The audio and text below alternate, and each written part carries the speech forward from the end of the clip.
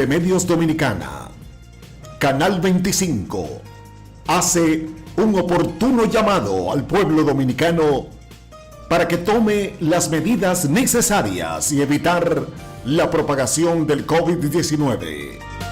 Se hace prudente seguir los consejos de las autoridades y médicos especialistas. Como medio, hemos tomado las medidas con nuestros empleados y personas que visitan nuestras oficinas. El sacrificio es de todos en estos momentos en que el mundo vive los estragos a consecuencia de este virus. Que Dios siga bendiciendo a todo el pueblo dominicano y al mundo. Telemedios Dominicana. Gracias, saludamos al país. Esta es la entrevista del Canal 25. Recuerde que la entrevista del Canal 25 puede verla en mi canal de YouTube, la entrevista con Manuel Acevedo. Ahí podemos interactuar. Para mí un placer que usted nos siga a través de la entrevista del Canal 25. Cuento con la grata presencia del doctor Manasés Peña. Él es presidente del Tribunal Disciplinario y asesor nacional del Colegio Médico. Además, ha dirigido el Colegio Médico en Santiago en varias ocasiones y a nivel regional. ¿Cómo se siente, doctor? Bien, estamos bien, gracias a Dios. Muchas expectativas, un impacto grande en toda la sociedad por la presencia ya en el país y la circulación ya en el país del virus. Y vamos a esperar, si todos cooperamos, yo creo que vamos a salir bien de esto. ¿Qué se puede decir, doctor, con relación a lo que el presidente habló al país a principio de semana, el pasado martes? Bien, yo creo que las medidas fueron buenas. Esas medidas tienen que ser reajustadas algunas, porque quizás al principio, como se dejó al libre albedrío el aislamiento, que las personas decidieran, quizás muchos no entiendan cuál es la magnitud de esto, de estar aislado durante estos 15 días. Y lo principal es que, y esa es lo que el presidente pretendió con el conjunto de asesores, antes de dar el discurso, de que se rompa la cadena de infección o de transmisión, a fin de que no ocurran brotes masivos que puedan desbordar nuestro sistema de atención, de capacidad de poder atender a los pacientes. Entonces yo creo que estas medidas son buenas, van a ser buenas y deben ser acatadas por toda la población a fin de que nosotros podamos tener los menores estragos de este virus que ya nosotros sabemos que está cobrando muchas vidas, sobre todo en los países de Europa. Ustedes, con relación a los hospitales, clínicas, ¿qué se ha tomado? ¿Cuáles medidas están o han puesto en práctica? Mira, se estaba esperando precisamente que el presidente hablara, inmediatamente habló, entonces se comenzaron a atender las emergencias. Porque es más fácil que tú puedas controlar el paciente que llega por emergencia, porque es un paciente que llega con algún tipo de dolencia, con algún tipo de síntoma, y ese paciente, una vez que tú le haces la historia clínica, entonces ya tú sabes si ese paciente es sospechoso, y cuando va donde otro médico, a otra área, porque tiene que ser referido, el paciente va con la protección adecuada. Es diferente a los pacientes que se reciben por consultas a diario, que vienen de la casa, que algunas veces vienen asintomáticos, pero que ya podrían estar infectados y podrían infectar a otro. Un paciente infectado, para que tengas una idea, tiene la capacidad de infectar de 5 a 10 personas, aparte de la superficie que va a afectar, porque cuando tose o sale estornudo, esas gotitas van a tener partículas del virus que te pueden infectar superficie. Si es madera, plástico, vidrio, pueden infectarte tela, te pueden infectar la superficie por varios días, de 4 a 5 días. Ya sabemos que pueden afectarte de 4 a 5 días. Si yo topo este tope, por ejemplo, que es de madera, este tope podría estar infectado por 5 días. Si viene alguien luego, durante ese tiempo, y lo toca y se lleva la mano a una de las mucosas, boca, nariz y ojo, entonces podría quedar infectado. Entonces ya tú sabes cómo se propagaría cuando una persona podría tener capacidad de infectar a 10 personas más. Tendríamos miles de casos en un mes, porque acuérdense que de 2 a 15 días generalmente es el tiempo de evolución. Entonces, hay que tomar en cuenta estas cosas. Doctor, usted, catedrático universitario, se habló en principio de semana de 2 posibles casos en 2 universidades. Se habló de un posible caso en el subcentro Bellavista. Sí, creo que se está confirmado. Se ha hablado en el hospital Arturo Grullón, el de niños, ¿verdad? Sí. Que también, ¿qué información maneja usted? Mira, el asunto es que las pruebas han sido focalizadas, fueron focalizadas hasta el martes, donde solo el Laboratorio Nacional había hecho prueba. Para que tú tengas una idea, desde que comenzaron los brotes a principios de marzo, que comenzaron a presentarse los primeros casos, hasta el viernes pasado se habían hecho 46 pruebas. Los 21 casos que se habían reportado hasta ese momento... ¿Usted dice a nivel nacional? A nivel nacional. Okay. Solamente se habían hecho 46 pruebas. De 46 pruebas realizadas, 21 habían salido positivas, porque se estaban haciendo los casos que eran altamente sospechosos, que eran importados, que venían de países que ya tenían el virus y que habían estado en contacto con personas sospechosas. Solamente a eso, porque hay que decir que había una limitación, todavía la tenemos, la limitación de prueba, porque recuerden que tenemos más de 160 países con el virus que están demandando pruebas, y aún usted tenga todos los recursos del mundo, es imposible que nosotros podamos hacerle prueba a todo el mundo o a todas las personas que sientan síntomas, porque no hay suficiente prueba, ni se producen suficientes pruebas. El presidente anunció que se puede ahora en laboratorios. Sí, hay un laboratorio privado que tiene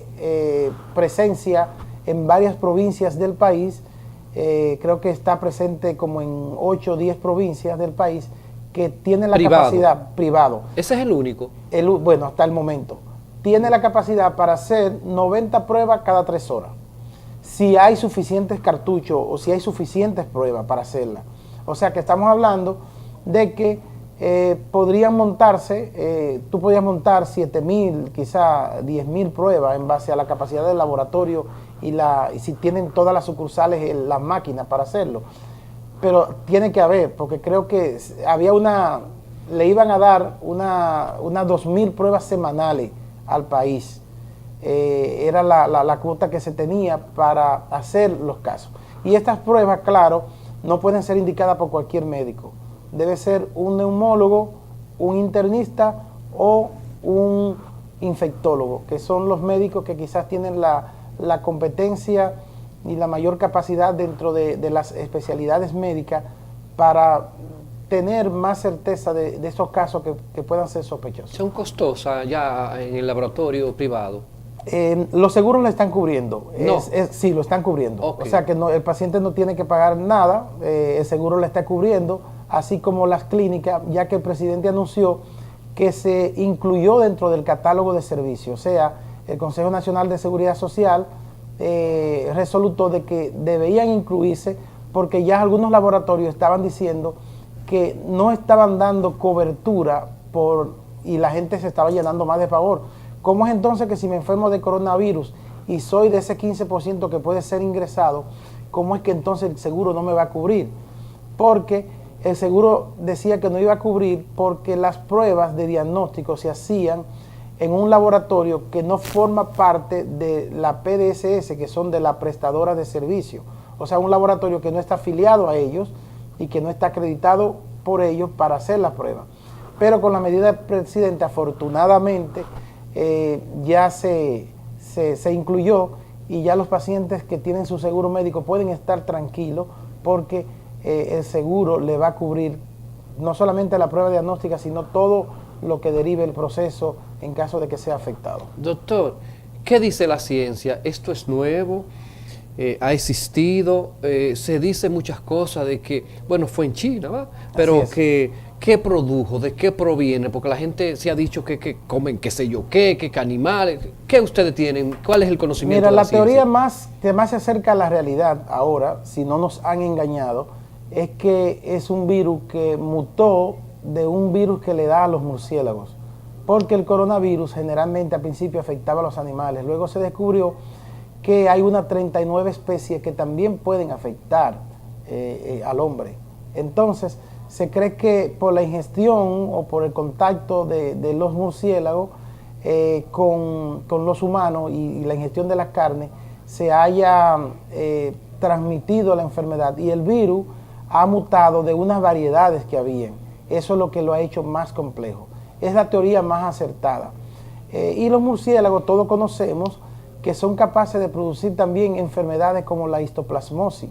No sé si recuerdo una vez un caso de unos trabajadores que fueron a la presa. Sí, yo recuerdo. Y que se metieron a limpiar unos túneles a la presa y no se protegieron con mascarilla, y las heces, el estiércol de los murciélagos, cuando se pulveriza, entra a las vías respiratorias, te produce la histoplasmosis, que te produce una fibrosis pulmonar, que es lo mismo que produce el virus del corona, que te mata también rápido. Recuerda que murieron como 5 o 6 de una misma familia. Entonces, es la teoría que ahora sí hasta científicamente más acertada.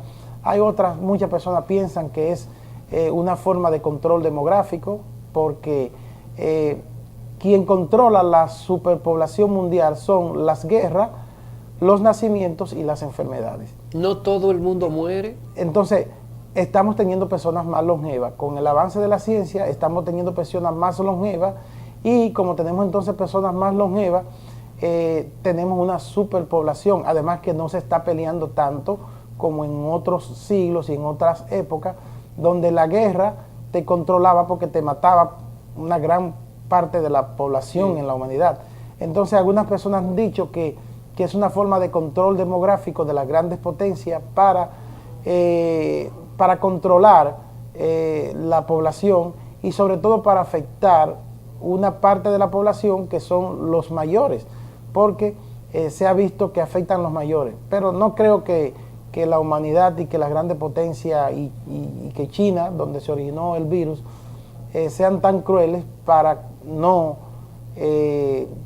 acabar con nuestros abuelos. Aunque esta crisis nos ha enseñado que algunas veces se toman medidas muy drásticas. Por ejemplo, he visto países de Europa como Francia y Alemania, Italia, han dicho que no quieren dar servicio a los mayores, a los adultos mayores, para que no colapse el sistema. Entonces, eso es predisponerlo a la muerte, porque si tú no le das servicio a los más susceptibles, entonces es tú dejarlos morir, abandonarlo a la suerte. Entonces, de verdad que eso es preocupante. No todos los pacientes mueren. No todos los pacientes van a morir. Incluso el 85% de los pacientes no va a tener ni que ir al médico.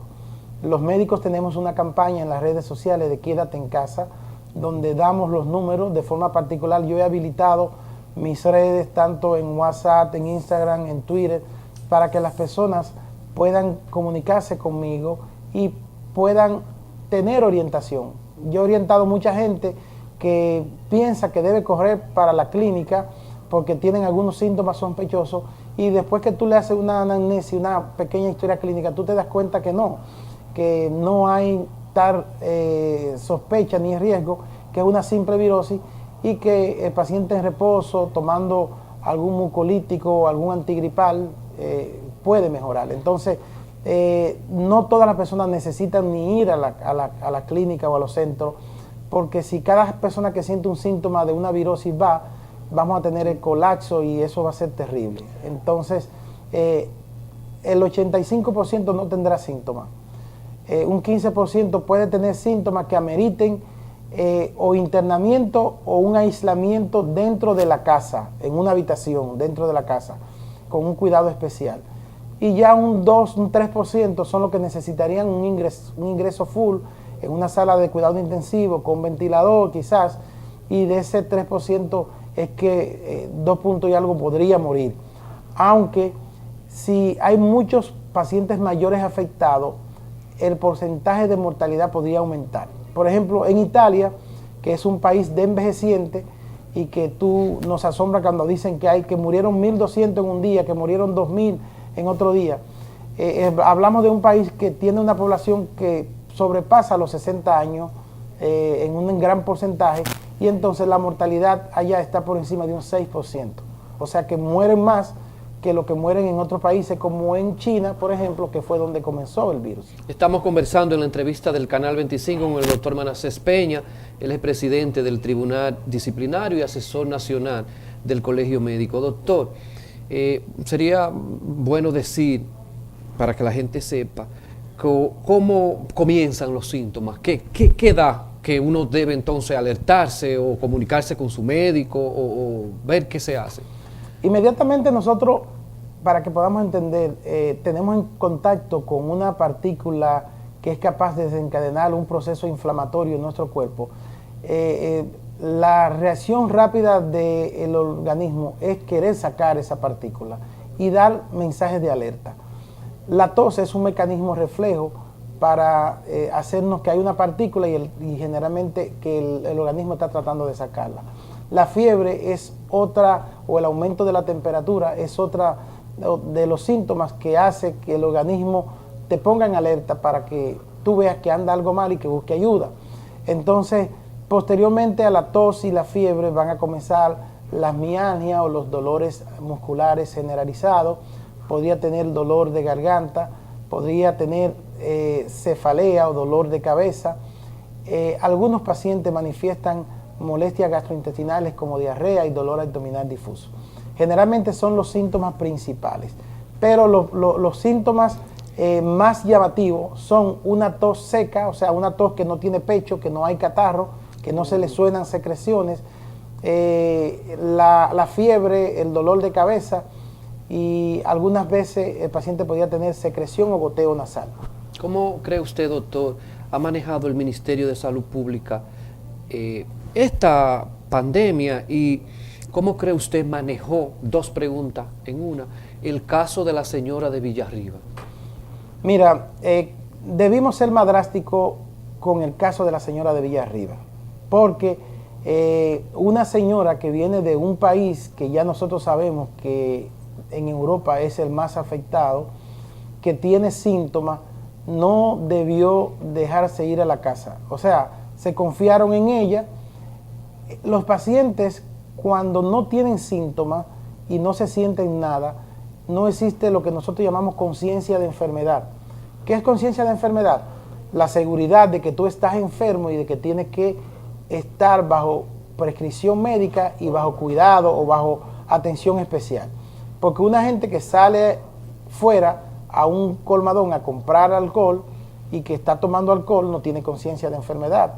Que va y compra una recarga, que va a jugar un numerito, que va a situaciones, ya están apareciendo de los contactos que ella tuvo, están apareciendo casos ya sospechosos que generalmente son producto de esa negligencia de ella y de esa falta de quizás exceso de confianza en las autoridades de pensarle que ella iba a tener un aislamiento cuando en sí no lo tuvo. En sentido general, el ministerio se ha manejado bien porque las redes sociales han producido que haya un pánico generalizado en el mundo y han hecho que las personas quizás tengan una preocupación excesiva. Que dicho sea de paso, queremos decir por aquí, el hecho de que usted se estrese mucho por lo que está pasando no lo ayuda, porque eso baja su sistema inmune, su sistema de defensa. Y los pacientes que tienen un sistema de defensa debilitado, sencillamente pueden ser presa más fácil del virus, y eso no los ayuda. Entonces, al principio se manejó, criticamos que se haya focalizado el hecho de que las pruebas solamente le hiciera un laboratorio, porque posteriormente, y el mismo día que el presidente habló, la Organización Mundial de la Salud dijo que la única manera de luchar contra el virus era sabiendo cuántos casos teníamos, y de la única forma que se puede saber cuántos casos tenemos es haciéndole pruebas de forma masiva a todos los pacientes sospechosos, porque así podemos cortar los contactos.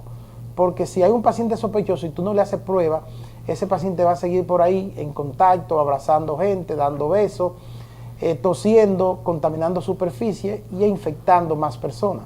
Entonces, eso se criticó, pero gracias a Dios, el presidente de nuestro colegio médico, el doctor Waldo Ariel Suero, antes de que el presidente hablara, dijo que debería decretarse estado de emergencia en la nación, porque eso también libera unos fondos que hay porque hay escasez de suministro para mascarillas, para guantes, para protección en los hospitales, y que debería también hacérsele y liberar las pruebas para que los laboratorios pudiesen hacer las pruebas.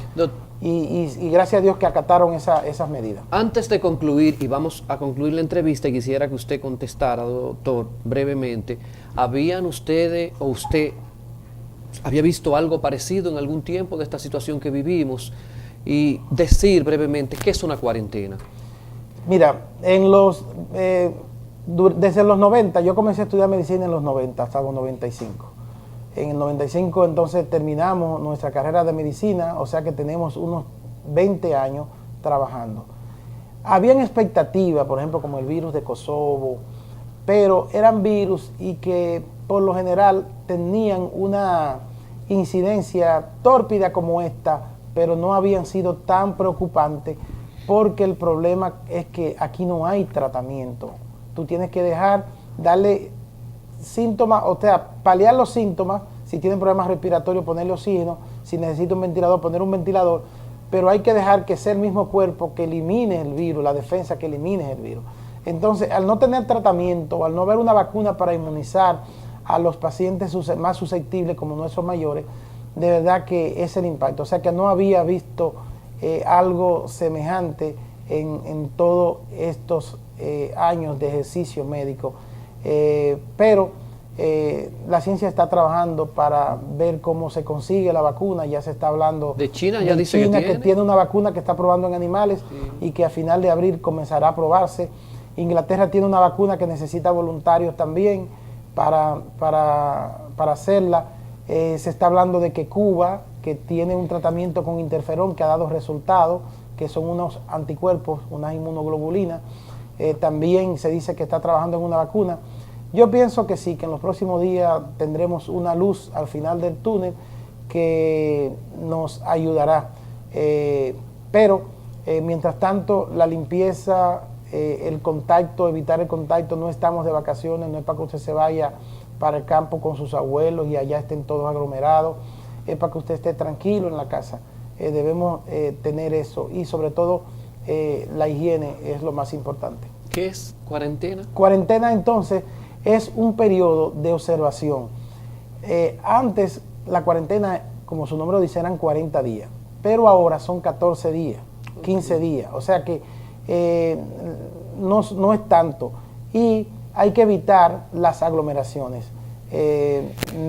Después del presidente hablar, fue impactante ver cómo los supermercados estaban llenos, cuando hay que ver cuánta gente se contaminaron anoche, haciendo largas filas en los supermercados, no teniendo el criterio de 1 metro de distancia. Mira cómo estamos nosotros, a 1,5 metros de distancia, tomando en cuenta. Estamos enviando un mensaje, doctor. Estamos enviando Acostumbramos la entrevista más cerca, pero hay que comenzar a crear hábitos saludables para evitar la propagación. Y estamos haciendo precisamente eso para que las personas vean que deben mantener distancia. No pueden, señores, estar montándose 5, 6 gente, 7 gente en los carros. Esas son medidas que van a tener que tomarse posteriormente cuando el virus. Entonces, cuarentenas son ese periodo de observación para ver si tú desarrollas una enfermedad ante un contacto sospechoso, y en este caso son 14 días. Muy bien, como medios de comunicación o como medio de comunicación, nosotros acatando y llevando un mensaje a la población, quisimos tener la entrevista completa con el doctor Manasés Peña. Él es el presidente del Tribunal Disciplinario y asesor nacional del Colegio Médico. Lo ha dirigido el Colegio Médico en Santiago en varias ocasiones y a nivel regional. Doctor, gracias. El mensaje yo creo que ha sido puntual, preciso y para orientar a la población. Así es. Por favor, continúe con el canal 25. Telemedios Dominicana, Canal 25, hace un oportuno llamado al pueblo dominicano para que tome las medidas necesarias y evitar la propagación del COVID-19. Se hace prudente seguir los consejos de las autoridades y médicos especialistas. Como medio, hemos tomado las medidas con nuestros empleados y personas que visitan nuestras oficinas. El sacrificio es de todos en estos momentos en que el mundo vive los estragos a consecuencia de este virus. Que Dios siga bendiciendo a todo el pueblo dominicano y al mundo. Telemedios Dominicana.